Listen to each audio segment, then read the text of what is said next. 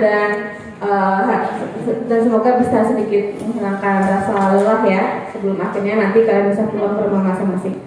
Tadi dari Mbak Uul sudah menjelaskan tentang apa itu STEM dan STEAM, semacam konsep dasar ya. Tapi kan ini tujuannya sebenarnya agar adik-adik sebagai calon guru SD nanti bisa mengembangkan bahan ajar berbasis STEAM atau STEAM. Meskipun sebenarnya bahan ajar di sini saya pahami sebagai RPP dan LKS ya. Nah sebenarnya itu kerjaan besar ya. Saya kira itu akan tidak realistis kalau kalian sebagai anak yang masih baru terhadap STEM diharapkan untuk membuat bahan ajar dalam waktu berapa 2 jam mungkin ya. Dalam posisi kalian ini merupakan hal baru juga untuk dipelajari. Jadi kita akan mulai sedikit aja. Tadi kalian sudah berkenalan dengan STEAM. Sekarang kita akan mencoba bagaimana sih caranya membuat aktivitasnya dulu aja, merancang aktivitas STEM aja. Setelah kita bisa merancangnya dan kalian bisa mengidentifikasi apa sih langkah-langkah yang harus dilakukan seorang guru saat merancang aktivitas STEM dan tantangannya apa aja, setelah itu baru kita akan bisa menuangkan aktivitas itu ke dalam bentuk RPP. Itu dua hal yang berbeda kan ya, aktivitas dan RPP. Aktivitas itu kan aktivitas, sedangkan RPP itu udah sebuah dokumen seperti itu. Jika waktu kita tidak cukup, yang saya yakin tidak cukup, nanti di akhir akan saya bagikan saja beberapa contoh RPP pembelajaran STEM. Terus yang harap bisa jadi contoh ya buat kalian nanti untuk membuat RPP sendiri. Bagaimana, siap? Kalau saya bilang STEM, kalian jawab dengan yes, yes, yes. Ya, bisa? Bisa bilang yes, yes, yes? No. Boleh juga, Bu. Oke, saya mulai ya. STEM. Bagus, masih ada semangatnya ternyata. Kalian makan jam berapa? Setengah satu. Oh, wajar berarti. Berarti kalian stamina-nya bagus ya. Belum uzur kayak saya sama Mbak Uul. Oke, karena sekarang gitu ya, karena gaya hidup kalian merasa enak sekarang, tunggu sampai kalian masuk usia 30, mulailah kalian bersahabat dengan salon pas, minyak angin gitu ya. Udah ya, selamat datang ke kehidupan sebagai orang dewasa ya. Nah ini tadi sudah diperkenalkan ya biografi singkat saya. Jadi saya dan Miss Uul di sini adalah spesialis di Siameo Kitab Mathematics. Tadi juga sudah dijelaskan Siameo Kitab Mathematics itu apa. Mungkin belum cukup mendetail ya kenalannya, tapi nggak apa-apa. Seenggaknya kalian sudah familiar dan sudah bisa menyebut Siameo belum? Sudah bisa menyebut Siameo belum? Siameo, jangan bilang siomay ya. Siameo kita matematik. Kemarin siapa yang datang ke Universitas Samudra? Miss Tata sama Miss Uul. Siameo kita matematik gitu ya. Oke. Ini kurang lebih outline kita. Kok nggak itu?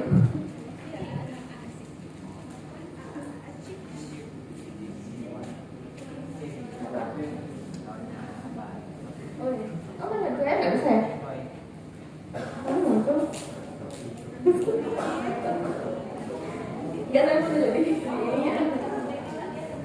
Oke, nggak apa-apa ya, tanpa laser nggak apa-apa. Oke, jadi ini outline-nya ada 4 poin ya. Saya nggak akan menjelaskan ulang pembelajaran STEM itu apa, hanya mengingatkan kembali. Karena definisi itu penting sebagai sebagai orang-orang ilmiah, penting bagi kita untuk selalu mengingat definisi di awal, karena kalau nggak kemana-mana nanti. Kemudian engineering design proses perlu juga, nanti akan saya jelaskan kenapa kita perlu terus-menerus mengingat engineering design proses. Lalu integrasi art dalam STEM, dan yang keempat baru mengembangkan aktivitas STEM. Nah di sini ada saya sertakan. Kalian kenal Elon Musk nggak? Nah, bukan Timun Mas ya. Elon Musk. Siapa Elon Musk? Cuma kenal orang terkayanya aja, masa hal lain tentang Elon Musk? Coba kenal bagian orang terkayanya aja. Selain itu apa lagi? Siapa dia? Buat roket? Ya nggak salah sih. Selain itu apa yuk? Buat mobil ya, dia adalah CEO Tesla ya. Salah satu, Tesla bukan mobil listrik pertama, tapi salah satu yang paling top yang membuat orang-orang itu mulai tahu bahwa oh mobil listrik itu juga bisa bagus, bisa keren, bisa efisien dan nggak kalah dengan mobil dengan tenaga fosil gitu. Jadi salah satu bukan cuma bisnismen, bukan cuma orang terkaya, tapi juga salah satu inventor terpenting abad ini ya. Dan dia juga orangnya super jenius pastinya ya. Dan dia sendiri yang mengatakan bahwa engineering is the closest thing to magic exists in the world. Engineering itu adalah hal terdekat dengan sihir keajaiban yang bisa kita temui di dunia.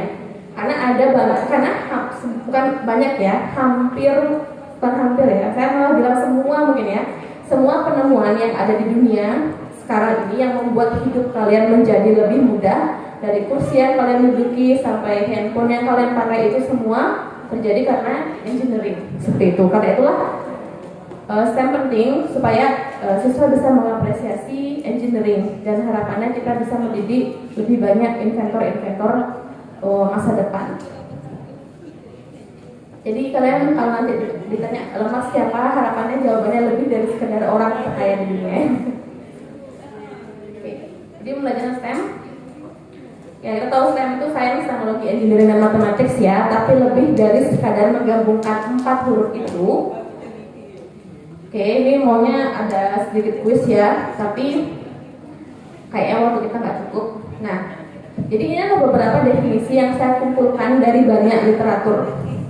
Jadi STEM itu tidak hanya tentang menggabungkan sains, teknologi, engineering, dan matematik dalam satu pembelajaran, tidak ya, lebih dari sekedar itu.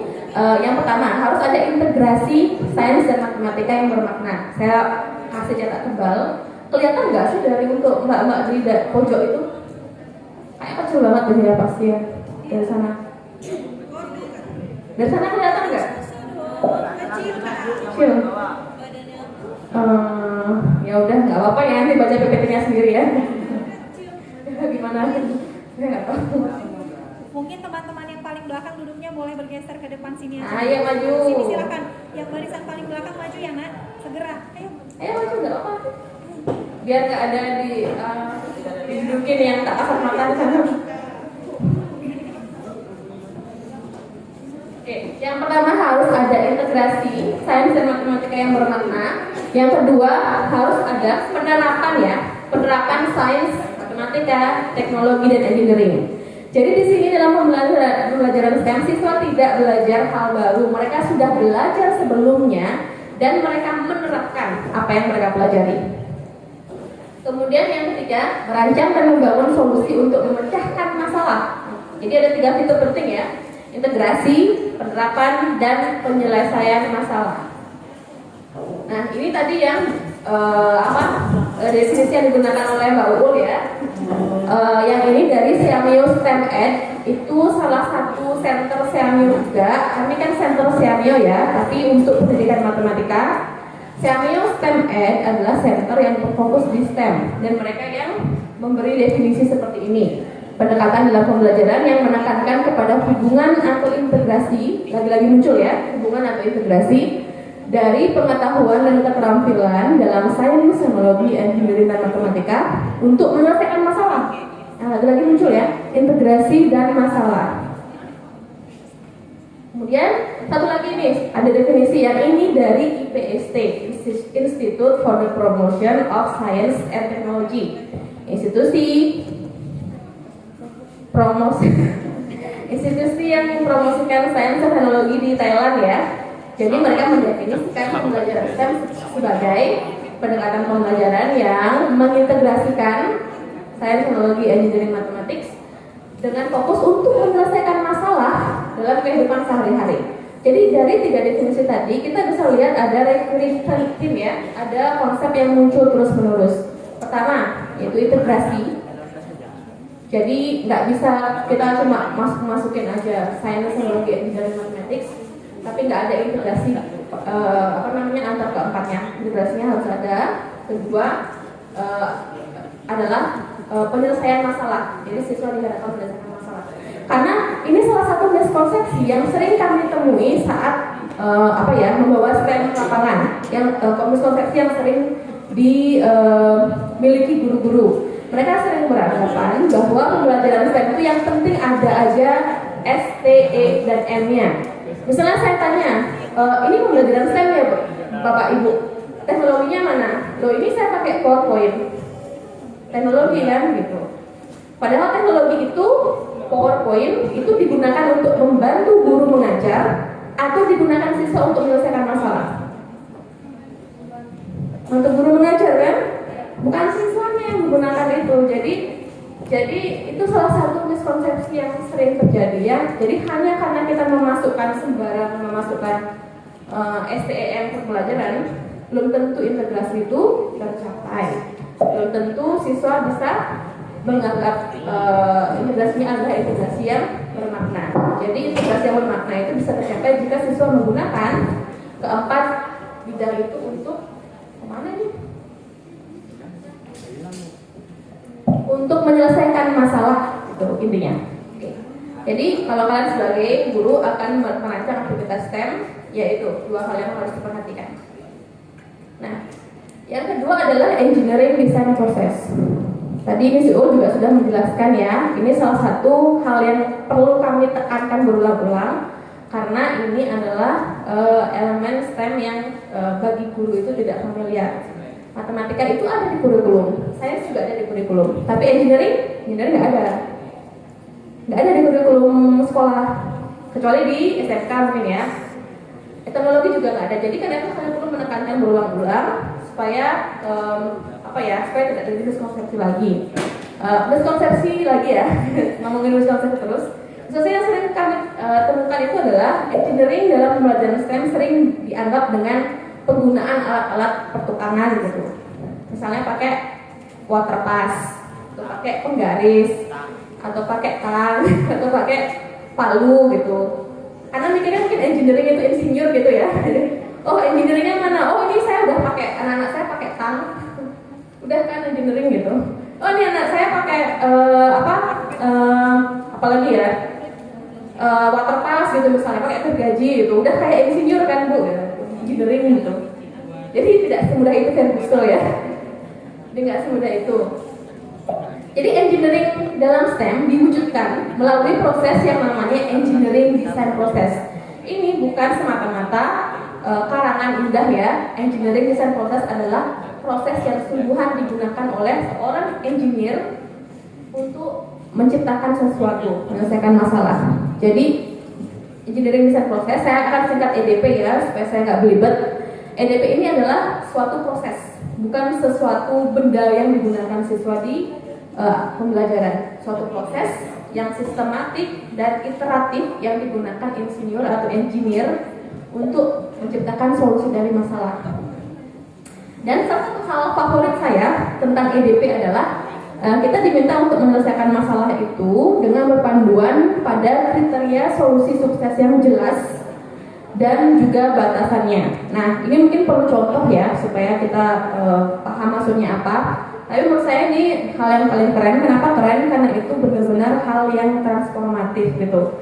Bahkan pola pikir saya pun jadi berubah setelah saya terbiasa berpikir dengan pola pikir seorang engineering ya. Jadi jika saya menemui masalah, saya terlatih untuk berpikir, oke, gimana sekarang cara saya mencari solusi terbaik untuk masalah ini dengan sumber daya yang sesingkat-singkatnya. Jadi itu mendidik saya untuk berpikir seperti itu.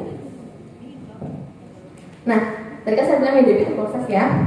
Nah, jadi EDP itu ada banyak sekali fase-fasenya, stage-stage-nya. Intinya makin tinggi tingkat pendidikannya itu makin banyak. Nah ini maaf saya ini foto dari buku ya, jadi gambarnya nggak terlalu bagus. Yang sebelah sana itu untuk preschool. Preschool itu apa ya? Sebelum TK itu apa ya? Tahu dia. preschool, terus pendidikan dasar itu yang tengah, dan yang sini itu middle school, SMP.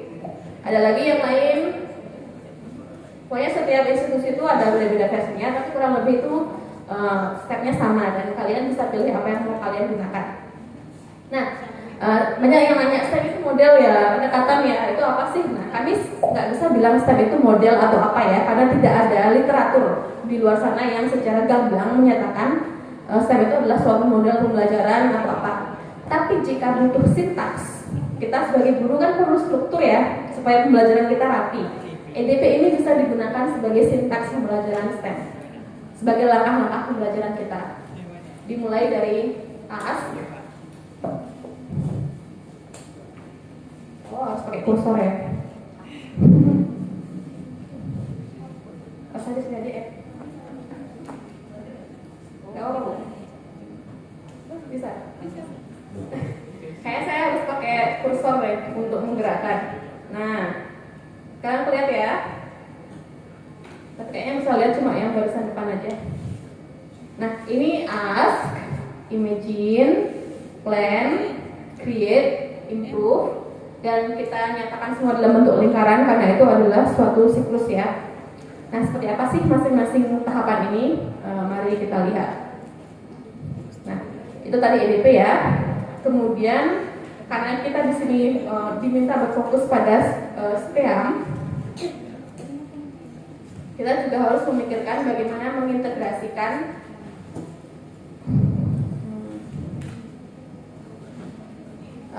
art atau seni dalam STEM. Ya, ada beberapa pilihan. Ini ada beberapa, ada salah satu framework yang digunakan oleh yang digunakan oleh banyak praktisi STEM dan STEAM di dunia ya. Di sini bisa kita lihat level integrasinya itu dari yang paling terpisah, paling bawah, sampai yang paling integratif, paling atas. Tentu saja itu menciptakan pembelajaran yang benar-benar integratif itu tidak mudah ya, tidak mudah ya. Apalagi semakin banyak hurufnya, semakin susah.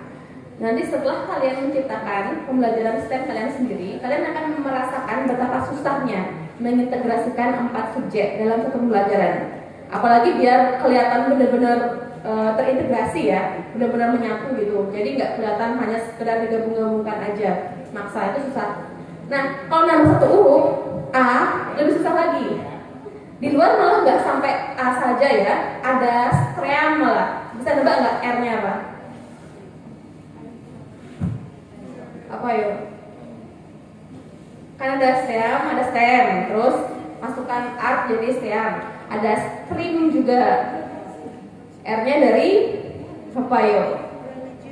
Religion. Sebenarnya dari reading ya, membaca, tapi bisa religion juga kalau mau, nggak apa-apa.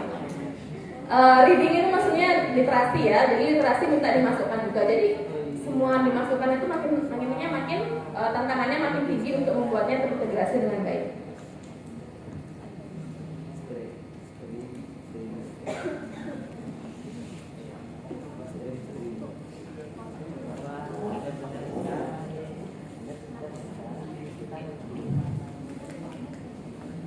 Nah, sekarang kita akan sudah